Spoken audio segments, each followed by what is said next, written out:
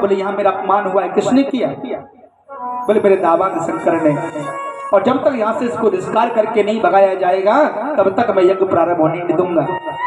बहुत समझा, ब्रह्मा जी नहीं माने, शंकर भगवान को वो गाली देता रहे, शंकर भगवान मुस्कुराते रहे। बाबा ने सोचा इस यज्ञ को जाने में मेरी भलाई है।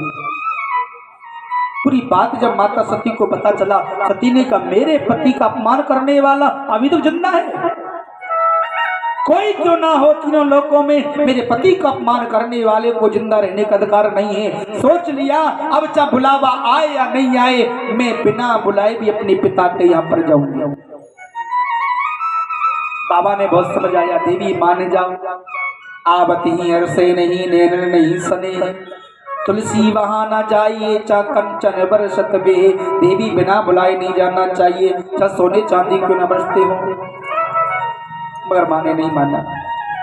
चल पड़ी माता सती, पहले द्वार पर गई, पहले द्वार पर बहनों ने पकड़ा, मजाक उड़ाने लगी। अकेली आई हो, तेरा पति नहीं आया? एक बहन ने बोली कहां से आता, हमारे पिता ने अपमान कर दिया, वो तो लज्जा के मारे नहीं आया। बहनों की बात का बुरा नहीं माना। अंदर गई तो माँ ने देखा तो अपनी बेटी को हृदय से लगा लिया। आदर सहे तो मिली एक माता, भगनी मिली बहुत मुस्काता। बहनों ने मजाक उड़ाया, माँ ने अपनी बेटी को हृदय से लगाया। माँ ने शांत किया। अंदर गई देखा तो पूसा ऋषि दाढ़ी पे हाथ फेर रहा था, अंग्रसी भुजाओं को फड़फड़ा रहा, ब्रह्मणी मोचों में ताप दे रहे। दक्ष ने देखा सती को, मुख को मेड़ लिया।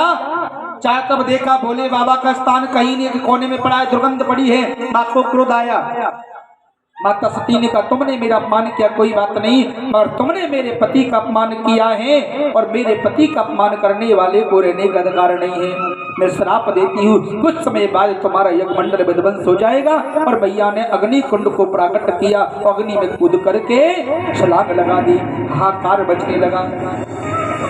नंदी ने जाकर के बाबा को बताया माँ दुनिया में नहीं है। बाबा को क्रोध आया और बाबा ने अपनी जटाओं को पृथ्वी पर पटका। आज वीरभद्र नाम का गढ़ पैदा हुआ।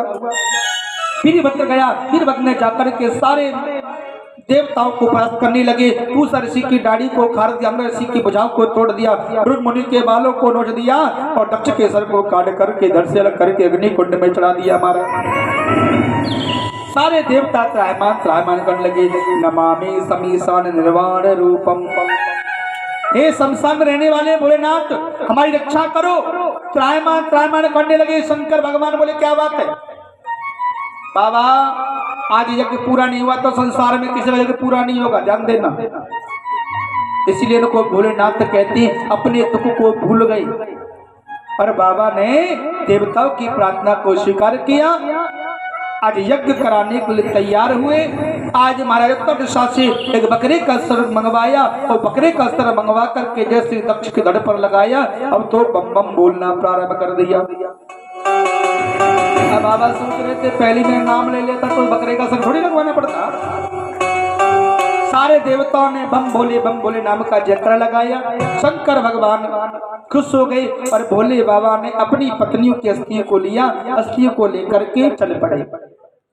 जैसे चल पड़े, माता सती का जो शरीर है वो टुकड़ा करके टूट करके जमीन पर गिरने लगा।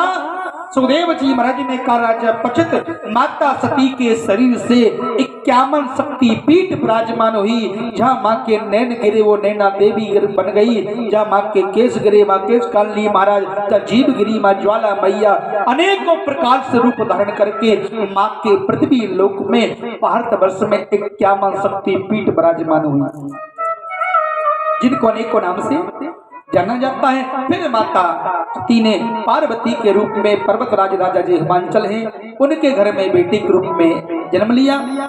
पार्वती मैया शंकर भगवान को पति के रूप में प्राप्त करना चाहती हैं, मगर शंकर भगवान तो समाधि में बैठे। ब्रह्मा जी ने कामदेव से कहा जाओ जाकर समाधि को तोड़ो। कामदेव ने जैसी समाधि तोड़ी, तीसरा बाण जो है आज बाबा के इस पुस्तक पे लगा, बाबा का तीसरा नेत्र खुला और कामदेव जला करके भस्म कर दिया। देवताओं ने यज्ञ को रुकवाया। सुखदेव जी महाराज कहने लगे राजा पचित, देवताओं ने यज्ञ को रुकवाया। आज महाराज शंकर भगवान के विवाह की बात देवसी नारद ने आज पक्की कर रही, बाबा की शादी की तैयारी होने लगी। इधर शंकर भगवान जो है तैयारी कर रहे, सारे देवता जो है वो विमान में बैठ बैठ करके पहले ही चल पड़े। क्यों? क्योंकि देवता विचार कर रहे कि बाबा की शादी अब पहले ही चले। जैसे ही पहले चलने को तैयार हुए और श्याम जी, महेश जी मेरी आवाज सुन रहे हो तो ठीक से होना, हाँ वहां की तरह नहीं, ठीक है, ठीक से पीछे रह करके